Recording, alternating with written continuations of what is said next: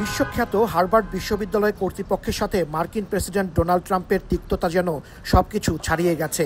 এবার white house সিদ্ধান্ত নিয়েছে হার্ভার্ডের সঙ্গে সব সরকারি আর্থিক সম্পর্ক ছিন্ন করার, যার পরিমাণ প্রায় $10 কোটি। মঙ্গলবার ট্রাম্পের নেতৃত্বাধীন প্রশাসনের অন্তত 2 জন জ্যেষ্ঠ কর্মকর্তা একথা জানিয়েছেন।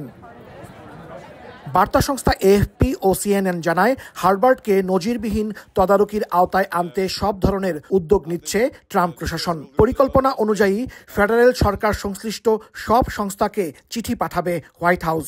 এই চিঠিতে হার্ভার্ডের সঙ্গে তাদের কোনো আর্থিক চুক্তি আছে কিনা, কিংবা থাকলে তা বাতিল বা অন্য কোথাও স্থানান্তর করা যায় কিনা তা জানতে চাওয়া হবে।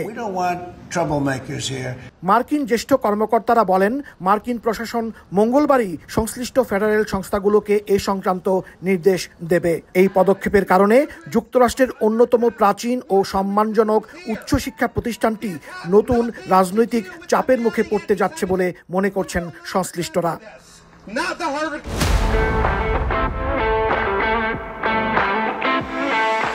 ইসরায়েল ফিলিস্তিন ইস্যুতে হার্ভার্ড বিশ্ববিদ্যালয়ে রাজনৈতিকভাবে পক্ষপাত দুষ্ট বলে অভিযোগ জানিয়ে আসছে ট্রাম্প প্রশাসন। হোয়াইট হাউসের নীতিগত দাবির কাছে নথি স্বীকার করতে অস্বীকৃতি জানানোর কারণে মাস 2 আগে হার্ভার্ডকে অনুদান বন্ধে বিভিন্ন সংস্থাকে নির্দেশ দেয় হোয়াইট হাউস, যার পরিমাণ প্রায় $900 কোটি।